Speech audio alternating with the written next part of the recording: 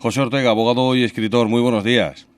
Buenos días, Eduardo. Bueno, José Ortega ya es conocido de nuestros oyentes, ha estado en distintas ocasiones en estos micrófonos. La última de ellas es hace exactamente 7 días, el pasado lunes, cuando hablábamos y colgamos también en nuestra página de Facebook esa entrevista y haciendo referencia a ese manifiesto que había redactado el propio José Ortega. Bueno, vamos, si le parece, vamos a ir dando lectura a ese manifiesto que, insistimos, está a disposición de cualquiera que quiera descargárselo a través de Internet, y le daremos al final de la entrevista pues esa dirección para que, si lo considera, pues tenga acceso a ella. El manifiesto comienza por el siguiente punto. Dice: los ciudadanos firmantes declaramos nuestra decepción con la baja calidad de la democracia, la creciente corrupción política y la nula autonomía del Estado respecto a los poderes económicos. José Ortega, el Estado no es independiente. Realmente estamos en una fase de la historia muy desafortunada en la cual están desapareciendo los estados tal como lo conocíamos, de manera que los poderes públicos, pues cualquiera que tenga ojos para ver, percibe que no son más que marionetas en manos de los poderes económicos. Todo el problema que tenemos es que seamos capaces de ver esto, que debería ser obvio. No lo vemos porque ellos manejan maravillosamente bien los medios de comunicación, nos sobresaturan con exceso de información que no necesitamos, nos impiden pensar, nos impiden ver, nos impiden la inteligencia más elemental. Pero realmente no se puede decir ya, esto es todo una especie de escenografía barata, de teatro de barrio. Esto de que el presidente del gobierno manda y que el gobierno tiene capacidad de decisión, esto no es así. Los estados y los gobiernos son desde hace ya bastante tiempo rehenes de la banca internacional y de los grandes poderes económicos, y esto es el enemigo principal contra el que tenemos que luchar. Dice también en este mismo primer punto, lo estamos desgranando con calma para poder asimilarlo todo, dice: nuestra capacidad de decisión y nuestra innegociable soberanía como pueblo para decidir libremente la forma en la que queremos organizar nuestra convivencia en los ámbitos político, cultural y económico. Esto se supone que sería lo más cercano a lo que entendemos por la palabra democracia. Hay que tener en cuenta un tema al que yo le doy mucha importancia. Este documento no es un documento ideológico.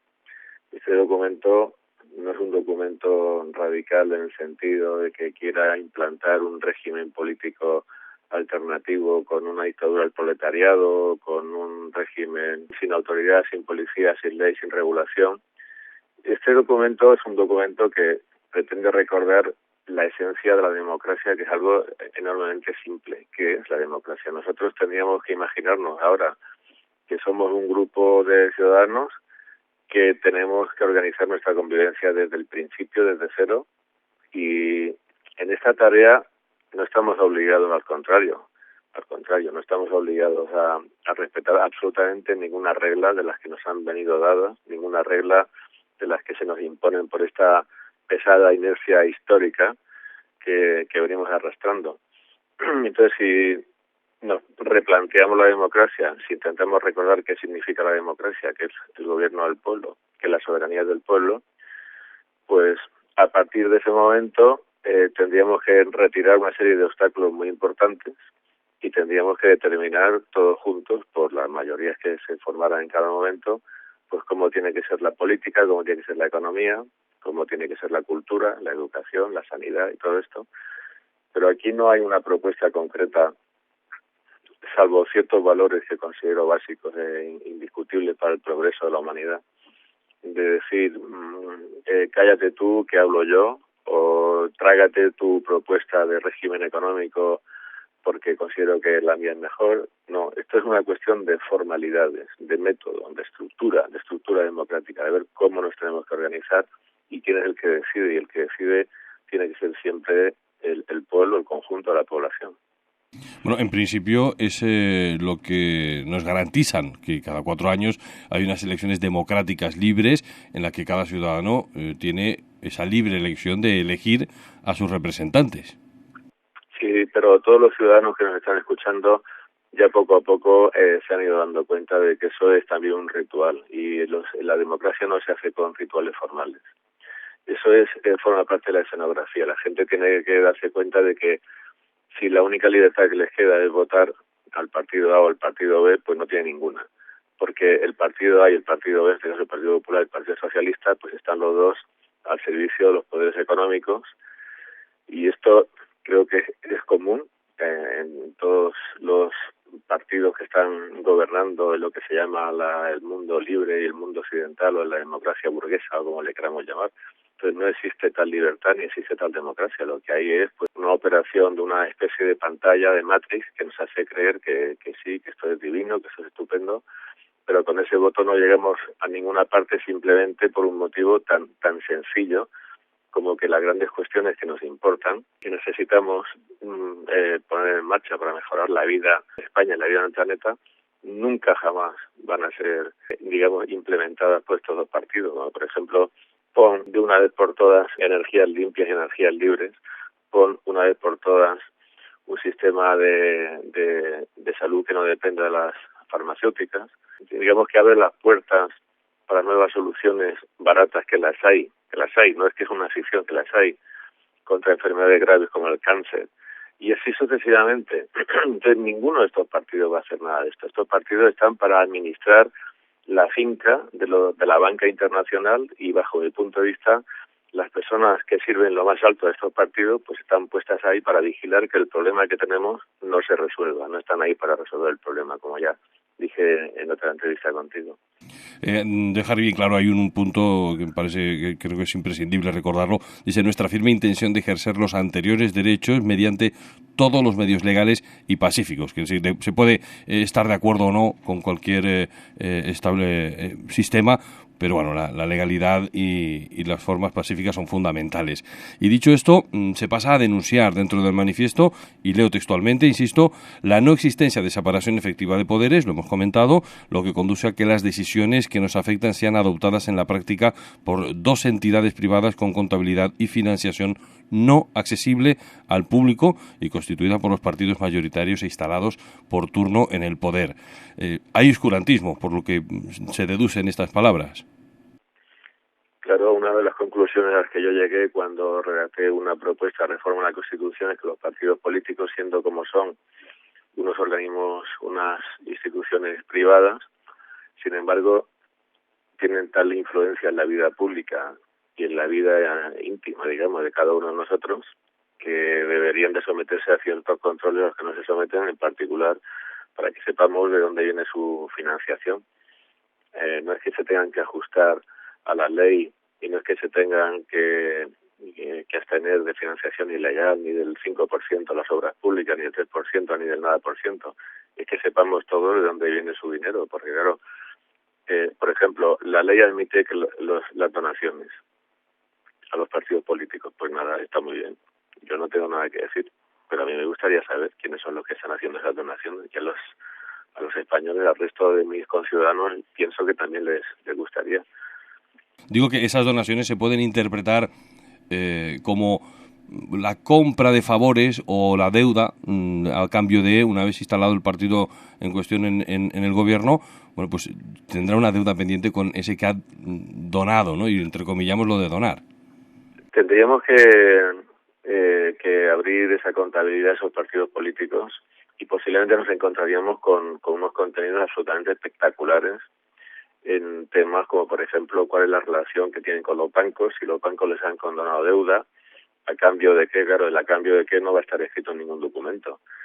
Pero posiblemente nos encontraríamos con unos contenidos muy, muy, muy sabrosos y muy interesantes, porque realmente un partido político necesita una infraestructura brutal y necesita un gasto, en primer lugar, en las elecciones, pero para su puro mantenimiento inmenso, que no se puede sostener con las modestas cuotas de los asociados.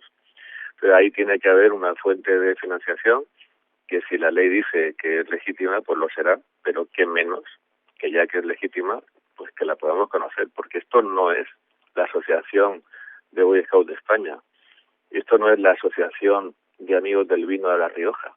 Esto, siendo organizaciones privadas, son públicas, porque están decidiendo sobre nosotros. Y en el fondo, al final, resulta que estas decisiones, a través del filtro del gobierno, del Parlamento, de los jueces, del Tribunal Constitucional, de los medios de comunicación, las toman los partidos políticos. Yo el otro día estaba hablando con un señor que no procede a decir quién es, pero que es un alto representante de un partido político en el Senado, y en relación con un tema de un proyecto de ley, que no hay que ser Einstein para saber de qué estaba hablando yo con él, de qué proyecto de ley, le digo, oye, es que tendríamos que introducir aquí alguna reforma porque esto no va bien y tal. Y dice, vale, pues entonces lo hablaremos con el gobierno, y si el gobierno está de acuerdo, pues lo haremos. Pero es que es el Parlamento el que hace las leyes, no es el gobierno el que hace las leyes. Esto es la separación de poderes, ¿eh? No existe separación de poderes. ¿Cómo es posible que estés hablando con el portavoz de ese partido político en el grupo parlamentario correspondiente del Senado, que te diga que para ver lo que tienen que hacer con una ley le tienen que consultar al gobierno? Esto no es separación de poderes.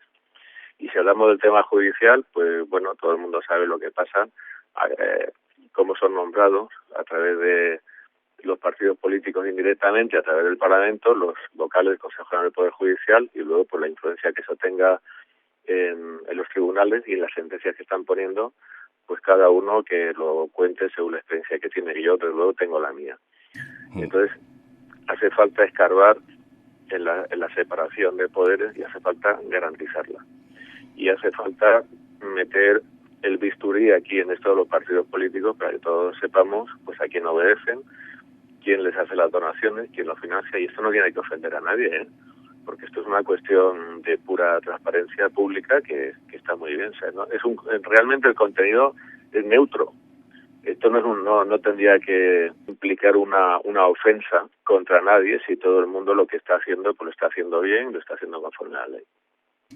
Hemos hablado de ese inicio del manifiesto con una declaración, las denuncias, y luego termina las denuncias, ya lo hemos comentado, la sumisión de los partidos políticos a la élite económica internacional y la dictadura que esa élite internacional ejerce sobre nuestras vidas, dice textualmente este manifiesto. Y va a lo que se rechaza, que es vivir como esclavos para servir al dogma de la globalización de la economía, una política social, cultural y económica impuesta por los bancos y otros poderes económicos, y la devolución de una deuda creada artificialmente.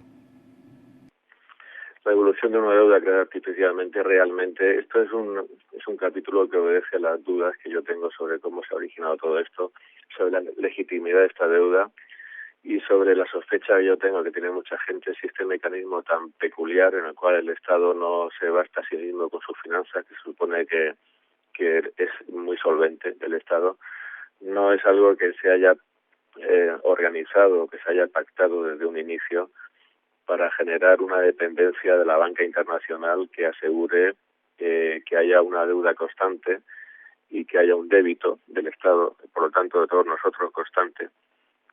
Además, paradójico, porque somos nosotros los que nutrimos a los bancos con nuestros ahorros, con nuestros depósitos, con nuestros sacrificios, con nuestros fondos. Somos nosotros los que estamos dando a los bancos el fluido vital en forma de dinero para que luego los bancos extorsionen al Estado con la deuda y nos extorsionen a nosotros indirectamente a través del Estado con esa subida de impuestos y con estos recortes. Con lo cual creo que sería imprescindible cuando menos hacer una auditoría y hacer un análisis para ver esta deuda, de dónde ha nacido, si es legítima, si no es legítima, cuáles son sus condiciones, si se puede revisar los intereses y si hay alguna manera, dentro, respetando el ordenamiento jurídico me refiero, de decir, bueno, pues que esto se va a cancelar o que no se va a pagar o que se va a revisar o qué sé yo. Bueno. Y desde luego es una obviedad que no es que vayamos, es que estamos ya. Lo que pasa es que la esclavitud tiene distintos grados de percepción y tiene distintos grados de intensidad. Y estamos ya viviendo como esclavos, porque esto es... cuando yo escribí Todo es mentira en el 2010, antes de que empezara todo esto del 15 de mi talla, decía que había esclavismo en nuestra sociedad, porque una pareja joven que tiene 25 años, que se van a vivir juntos o que se casan, y que coge una hipoteca, tenían que pagar más de la mitad de sus ingresos para el tema de la casa y para el tema de la hipoteca bancaria y todo esto, y ahora ya no estamos ni en esa situación. O sea, ojalá estuviéramos en la situación que describía yo cuando hice Todo es mentira.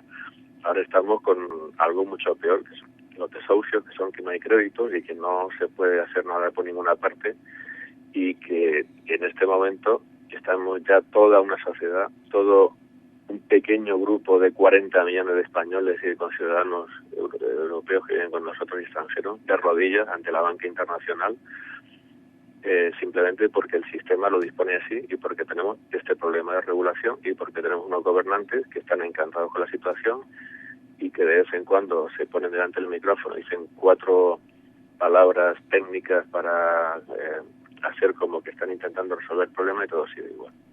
Ha nombrado los desahucios, había que preguntarse si hace 6 meses, un año, hubiésemos abierto la posibilidad que algunas personas incluso se suicidaran ante la desesperación de la situación en la que se encuentran, pues quizás más de uno nos hubiera llamado exagerados. Hoy ya está sucediendo. Yo no sé a qué podemos estar esperando más que cuando se ha producido y no una vez ni dos, sino más veces, algo tan grave, la situación de degradación a la que estamos llegando. Digamos que yo no sé qué más se puede esperar para que la gente se ponga en pie y diga que esto no se puede tolerar ni un minuto más. Yo el otro día escribí un artículo que la Revolución Española 200 años después, en el que hablaba de un paralelo, porque hace 200 años, cuando se hizo la Revolución Española, la Revolución Liberal Española se hizo justamente por un vacío de poder.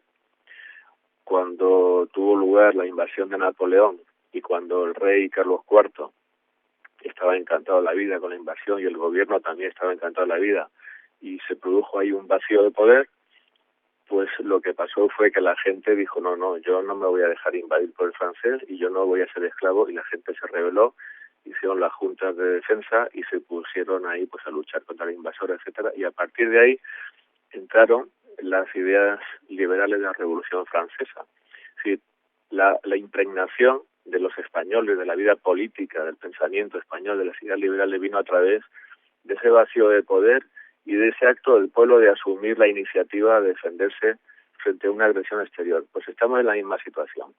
Estamos ante un vacío de poder porque realmente el gobierno no se está defendiendo de una invasión, que es la invasión de la banca internacional. Y en ese artículo me refería a estas personas que se han suicidado poniendo un cuadro de fusilamientos del 3 de mayo de Goya, con esa cara de ese hombre que está con los brazos en alto, que está a punto de morir, y la cara de terror de esta persona y de desamparo y de desesperanza de esta persona me recordaba pues lo que tiene que haber pasado por la mente y por el corazón de estas personas que se han quitado la vida por esa misma desesperanza, por no poder mantener a su familia. Y yo creo que si somos una comunidad de personas realmente solidarias y realmente con sensibilidad y con moral, esto tendría que ser ya el haber tocado fondo. Bueno, estas muertes tenían que servir de estímulo para que todos dijéramos, basta ya, esto no puede seguir así nunca más.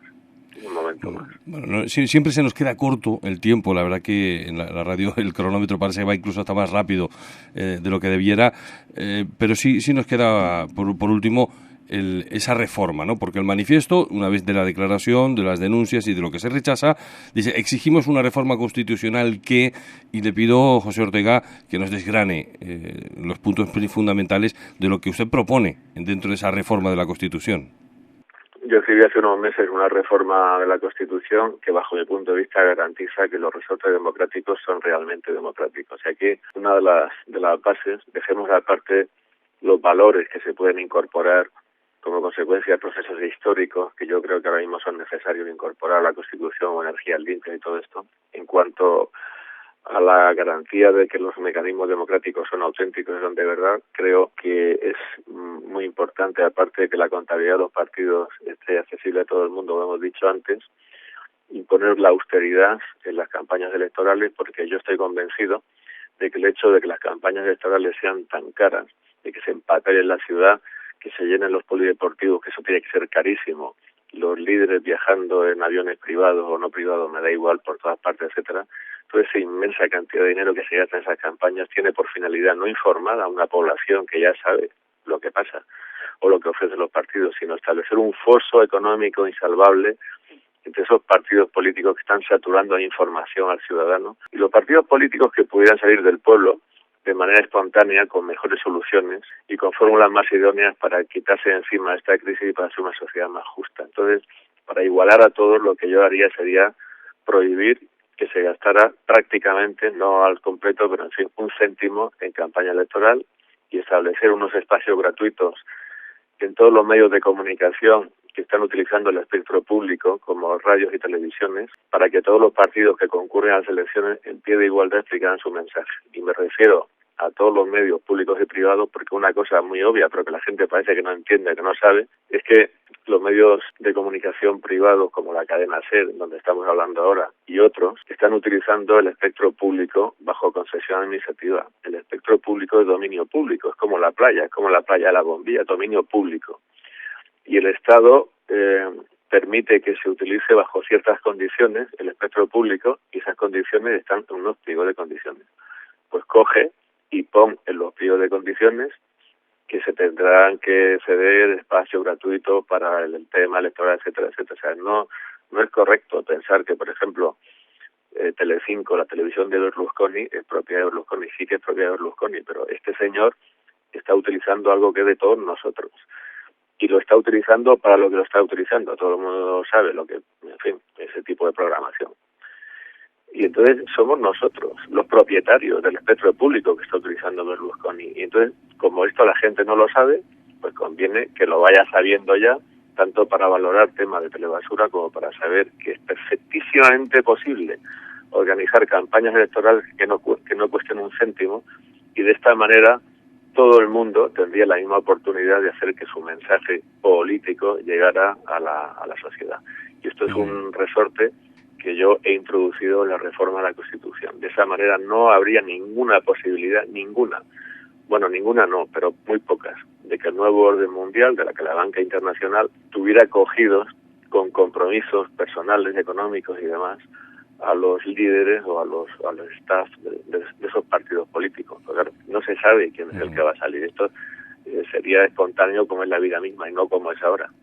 Bueno, dentro de esa reforma constitucional se habla también de establecer un sistema de votación directa por los ciudadanos mediante DNI electrónico de las leyes que afecten a los derechos fundamentales de la persona y a cuestiones de particular importancia para la convivencia, o sentar las bases de una ley electoral que garantice que el resultado de las elecciones en escaños es fiel reflejo de los resultados en votos. Bueno, todos los que lo deseen pueden acceder a este manifiesto, corríjame si me equivoco, nisir.wordpress.es. .com. Bueno, pues Nisir, sí. Empecé con N de Navarra, nisir.wordpress.com. Ahí pueden descargarse el manifiesto, leerlo con calma y, bueno, actuar pues, como cada uno considere oportuno. Se nos quedan muchísimas cosas por detrás, así que solo se me ocurre emplazarle para el próximo lunes, si quiere estar con nosotros. Encantado y feliz, Eduardo. Bueno, pues nosotros encantados también, porque nos queda también otras iniciativas que surgen de manera paralela a esta y que, bueno, pues queremos hacernos eco de ella. José Ortega, abogado y escritor, muchísimas gracias, suerte. Muchas gracias. Hoy por hoy, Cadena SER.